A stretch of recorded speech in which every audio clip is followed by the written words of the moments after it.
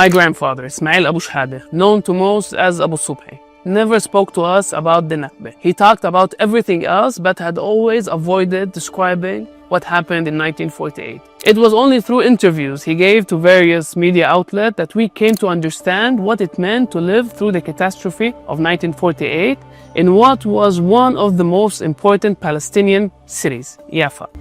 اللي صار بال 48 بنحكاش، ايش ما احكي كذب، وانا بحكي اللي شفته، بحكيش اللي سمعته، بحكي اللي شفته، وانا شفت كتير.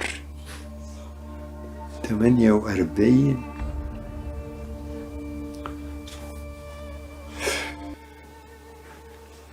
انت بتصدقي انه يافا ما ضلش فيها 30 عيلة؟ And it was only through one of his interviews particular with Al Jazeera that we learned how his father, Abed Abou Shhadeh, died. تعرف أبوي كيف مات؟ بال65 أجي يخلعوا البيارات لما شاف التراكتور بيخلع بالشجر، قعد يعيط زي الولد الصغير وقلب. كان معدي 90 سنة، قلب وديناه على السبيطار ومات. فقع. Hussein was born during the Ottoman era, when land was often seen as belonging to those who worked it, a principle that had shaped generation of Palestinian agricultural life, even as former land ownership laws changed. In 1948, Zionist militias exploited that deep sense of rootedness and security, catching unsuspecting Palestinian villagers off guard and using terror to drive them from their homes and seize their land and property. Hussein, like many others, continued to cultivate his grove despite the new reality. But in the 1960s, when Israeli authorities arrived to uproot his orange trees, he realized he couldn't no longer stop them. He suffered a stroke and passed away on the way to the hospital. How our family managed to remain in Jaffa when so many others were expelled is something I only came to know later. That continually living in the same city that witnessed the Nakba 77 years ago shaped how I remember and how I write today. Jaffa and Gaza, parallel stories. In memory of the Nakba and in light of the ongoing genocide in Gaza, I reflect on the parallel stories of Jaffa and Gaza, two coastal centers bound by loss and resistance. Jaffa was ethnically cleansed of its Palestinian population, destroyed and transformed into a playground for the world's wealthy. The richest people now stroll along the shores of its ruined neighborhoods. Hotels have been built atop of the city's rubble and even over its cemeteries. Across the Gaza Strip, entire neighborhoods have been obliterated, with heads of state openly calling it to be cleaned out by expelling its residents and turning it into a similar playground. When US President Donald Trump floated his vision of transforming the Gaza Strip into the Riviera of the Middle East, many dismissed it as an absurd fantasy. But what he proposed for Gaza had in fact already happened in Jaffa, once a thriving Palestinian center, now reduced to a marginal neighborhood within the Hebrew city, erected over its ruin, swallowing it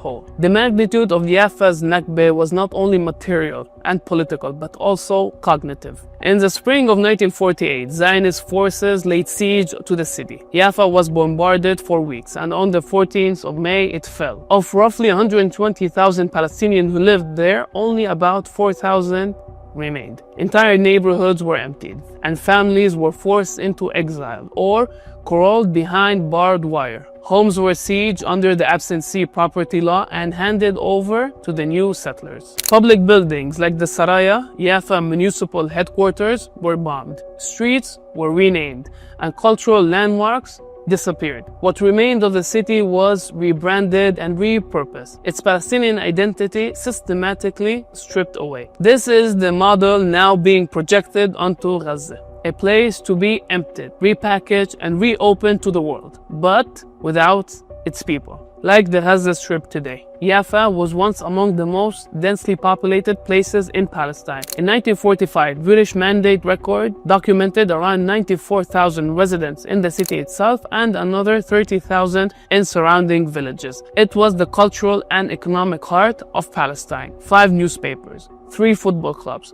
4 cinemas and theaters, printing houses, soap factories, and international shipping industry. Buses ran from Jaffa to Jerusalem. and trains connected it to the broader Arab world via the Hijaz Railway. The city had 47 educational institutions and Palestine's first train station just a kilometer from its port. Given the political reality, so few people now recognize that Jaffa is closer to Damascus, 215 kilometers, and Amman, 160 kilometers, than to Israel's southernmost city, the tourist hub, Eilat. It is a distortion of perception, memory, and geography that speaks to how thoroughly its ties to the Arab world have been erased. Interestingly, most visitors today seek to tour the Old City, undoubtedly a beautiful neighborhood, but one whose appeal reveals the Orientalist trope through which Westerners imagine the Palestinian city. With its emphasis on mosques and churches, the alleys offer a romanticized image of Arab life frozen in time. One can even see how a hammam, bathhouse, was converted into a gourmet restaurant under the same name, even though its original meaning is simply restroom. The Old City then tells a tale designed to flatter Western sensibility, a fantasy of Arabs stuck in pre-modern times, before the white man arrived to modernize them. Jaffa's story as a political and cultural center lies outside the Old City. Only the keen-eyed will walk down Jamal Pasha Street, named after the Ottoman governor under whose rule Hassan Bey carried out an ambitious modernization plan for the city during the empire's final decades. At that time, a development project was launched to reshape Jaffa's urban landscape, leaving a distinctive agricultural imprint, or at least what remains of it. In the mid-1930s, Al Hamra Cinema was built. Upon its opening, the flag of the 1936 Arab Revolt was raised, and a large placard featuring legendary singer and actress Kulthum was hung for a screening of her film, The National Choir. The building still stands, though it was renovated in recent years after being purchased by the Church of Scientology. But while these scenes reveal the depths of urban life before 1948, the histories of Palestinian major cities have been pushed to the margin of its national narrative. In her book, Hidden from the View, Palestinian Women and Cities Until 1948, urban sociologist Dr. Manar Hassan criticizes national historiography for focusing primarily on the rural narrative, portraying the Palestinians of people of Fallahin, or peasant, expelled from their villages, while giving less attention to urban centers like Jaffa and Haifa. Perhaps as an occupied people, we wanted to counter the Zionist image of the kibbutznik and prove our connection to the land. Or maybe we sought to highlight the scale of the national catastrophe by invoking the figure of the peasant laborer. But given the scale of destruction of Palestinian urban life in Jaffa, Haifa, Akka, Ramle, Lid, we must now ask what happened to these cities and their inhabitants in 1948, and what might that tell us about Gaza's future. During an interview with the Jordanian channel Ru'ya, a young journalist asked my grandfather, Abu Subhi, please tell me how Jaffa used to be. He began describing life in the city before 1948. Then she asked him, how would you summarize the Nakba of 1948? نكبة 48 نزل على يافا صواريخ بدائية، بديش أبالغ، أما أكثر من 4000 صاروخ. ما ضلش بيافا إلا البسس، عن طريق البحر، عن طريق الشط، عن طريق الديابة. قامت القيامة راح. شو كنت حاسس بهديك الوقت؟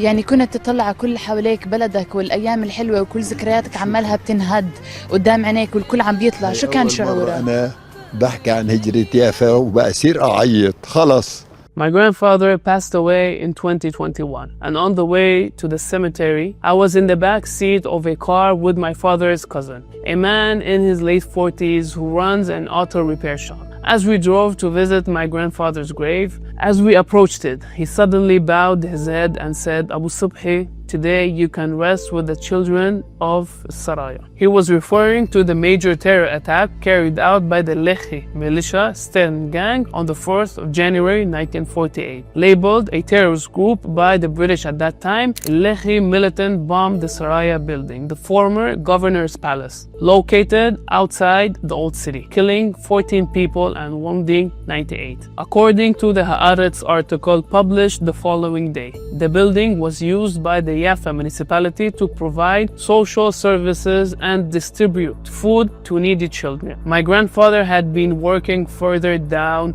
Salami Road when the explosion occurred. As a young man, he ran toward the site. He began moving rubble and searching for survivors. And when he saw the bodies of the children crushed beneath the stones, he lost consciousness. The first thing he remembered upon waking was a man telling him, "You've seen enough, go home, it's better for you." The story of the Saraya haunted him, eventually becoming part of our family narrative. More importantly, it left the people of Jaffa asking, if they could do that to needy children, what would they do to the rest of us? Under the original partition plan, Jaffa was to be part of the Palestinian state. But Zionist militias led by David Ben-Gurion could not accept such a large concentration of Palestinians in the center of the proposed Jewish state. It became crucial for them to capture the city and expel its inhabitants before declaring Israel independence and the end of the British mandate. Through March and April of 1948, Jaffa came under siege and was bombarded for weeks. Panic spread across the city. People simply wanted to reach safety. Unlike today, Palestinians at that time believed they would be able to return to their homes. But under relentless military pressure, they were driven out by land and sea. Within days, the combined population of the city and its surrounding villages fell to fewer than 4,000 Palestinians. It remains one of the most striking examples of ethnic cleansing in the 20th century.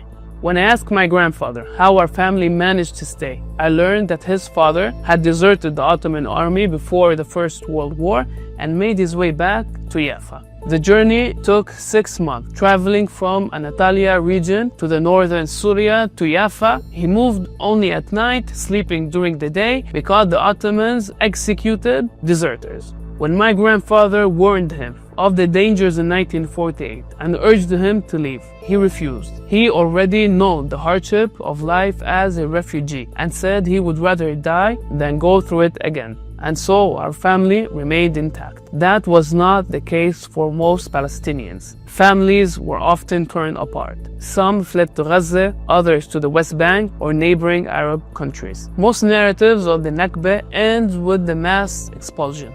The war was lost, the land seized, and some 80,000 Palestinians forced into exile as Israel began systematically demolishing Palestinian villages. But for those who remained, further stages of dispossession followed. Immediately after the war, the new state rounded up the remaining Palestinians in Jaffa and forcibly relocating them into the Ajami neighborhood. A barbed wire fence was erected around the area and no one was allowed to leave without a military permit. At the same time, the Israeli government passed the absentee property law, defining as absentee anyone who had been in an enemy country or territory between 29 November 1947 and the law enactment in 1950, including the West Bank, Gaza, Lebanon, Syria, and Jordan. Crucially, this law applied even to the Palestinians who had never left the borders of the new state. In Jaffa's case, most of those who remained were not originally from Ajami. Only a handful came from each surrounding neighborhood or village. Once confined to Ajami, soon labeled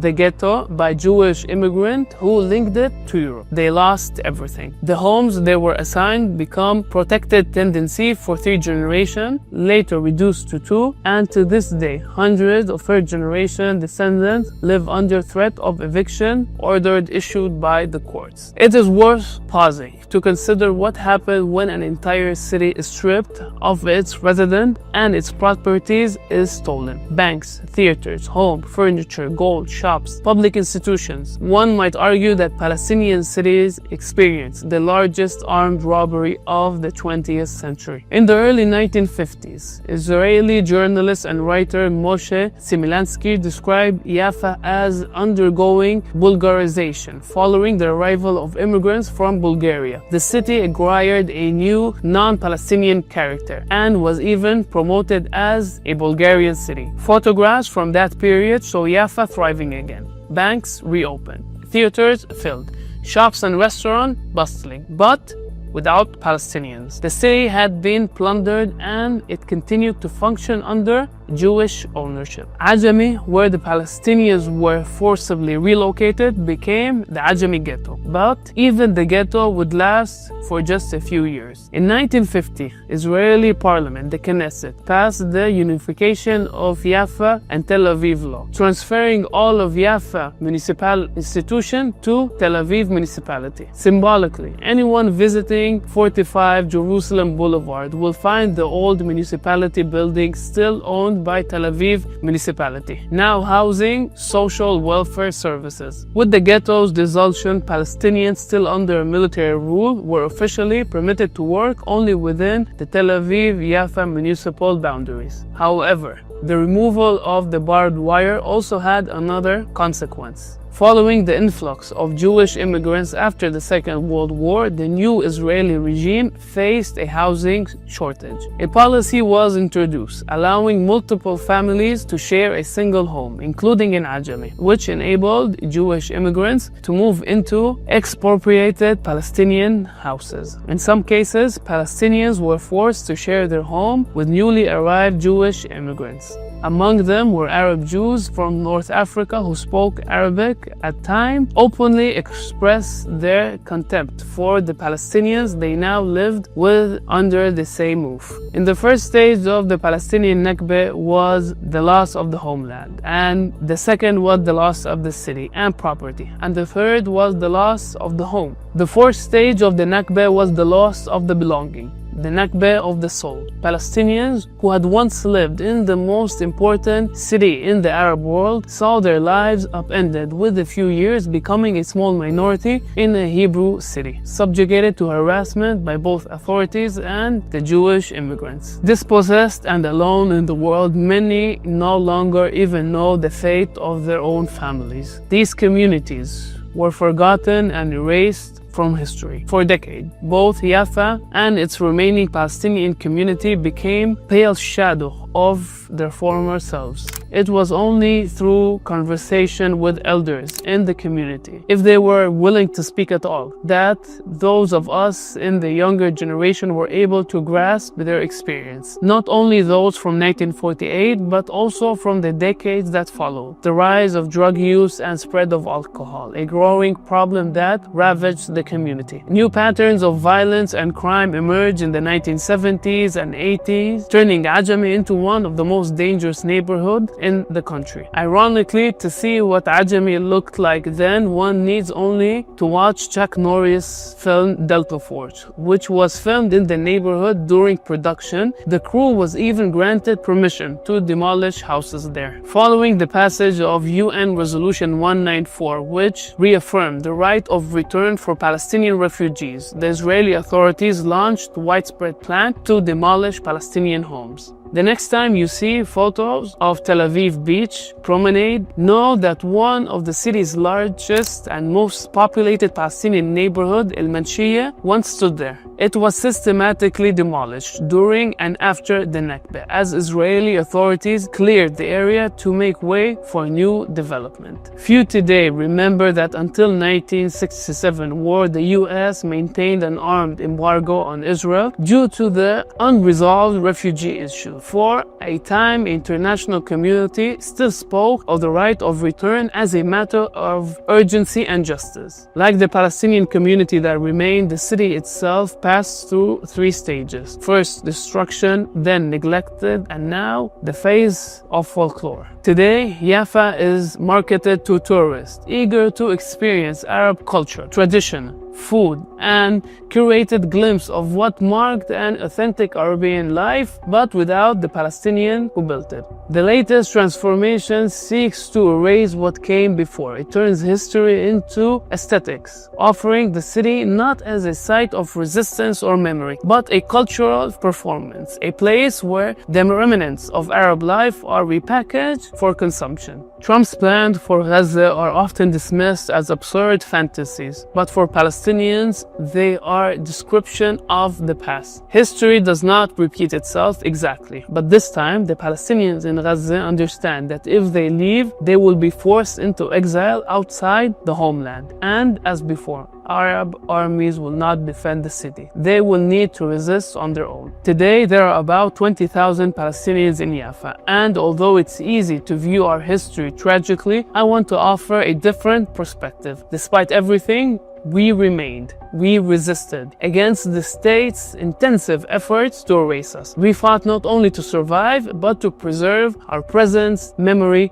and history. Through relentless struggles, we reclaimed places of communal life. From Jaffa's mosques and churches to its schools and social institutions, we forced the authorities to open new schools. The Christian Orthodox Association succeeded in recovering its properties, and where the army once occupied its schools on Al-Hilwa Street, the Orthodox school now operates once again. Gaza's devastation will carry far-reaching consequences for years to come, social, psychological, and historical, the weight of which we have not yet begun to grasp.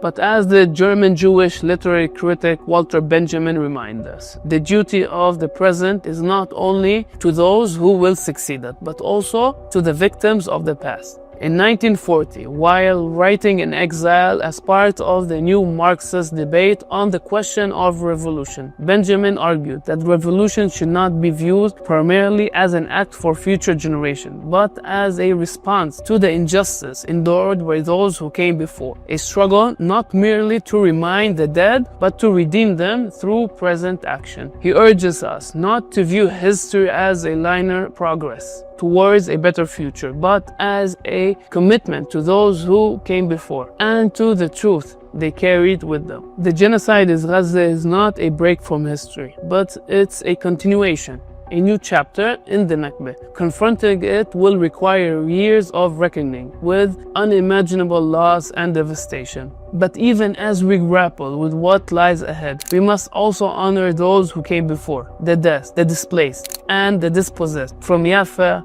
and Gaza to the West Bank and far beyond. This time, Palestinian effort to halt the rewriting of history may succeed.